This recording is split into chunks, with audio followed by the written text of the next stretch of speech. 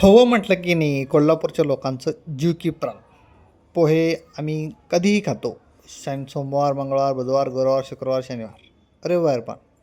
आणि कुठल्याही टायमिंगला खातो. सकाळ, दुपार, संध्याकाळ. आपल्याला तसं काही टायमिंग नाही. त्यामुळे पोहे ज्यांनी कोणी तयार केलेत त्याच्यासाठी एक शाही मुजरा माझ्याकडं. मग आम्ही पोहे कसं करतो, पहिल्यांदा तेल टाकायचं, जिरं, मोहरी, कांदा, मिरच्या, मग आम्ही त्यात थोडंसं कोथिंबीर पण टाकून देतो आहे. जसं सगळीजण करतात तसंच आम्ही करतो. आम्ही काही जगा वेगळं करत नाही. पण जरासं आम्ही थोडं वेगळं करते. मग काय करायचं, सगळं व्यवस्थित त्याला भाजून घ्यायचं चारी बाजूनं. कसं आहे, अर्धवट कच्चं लागलं की कसं ते चांगलं लागत नाही, तोंडात किचकिच किचकिच लागते, मग ते कसं बरोबर वाटत नाही हो. मग काय करायचं, त्यात जरासं मीठ टाकून घ्यायचं आपल्याला पाहिजे तसं. जास्त टाकला की लई खारट लागते, जरा टाकला की सपक लागते. त्यामुळे व्यवस्थित मापातच टाकायचं मीठ कधी पण. त्यानंतर परत एकदा सगळं ढवळून घ्यायचं.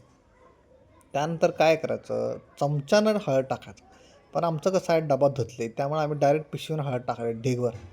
हळद टाकलं की मग हळूच हलवून घ्यायचं, अलगद हळदीला सगळीकडे लावून घ्यायचं. तसं आपण गालाला लावते तसंच सगळ्या भाज्यासनी लावून घ्यायचं व्यवस्थित. मग त्यानंतर काय करायचं, लिंबाचं पाणी घालायचं त्यात. सगळेजण लिंबू पोह्यावर पिळतात, आम्ही काय करायचं, त्या फोडणीतच घालायचं लिंबू.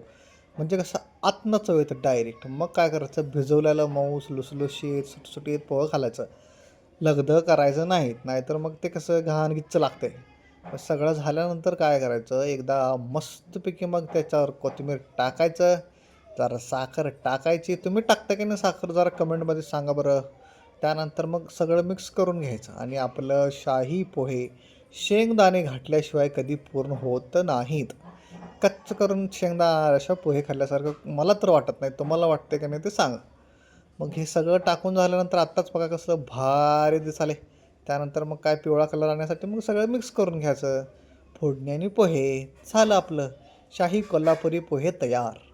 तुम्हाला जर ही रेसिपी आवडली असेल तर तुम्ही आमच्या चॅनलला नक्की सबस्क्राईब करा आणि व्हिडिओला लाईक करा. आणि असेच नवनवीन पद्धतीने बनवलेले पदार्थ पाहण्यासाठी आमच्या चॅनेलला सबस्क्राईब केल्याशिवाय जाऊ नका. धन्यवाद.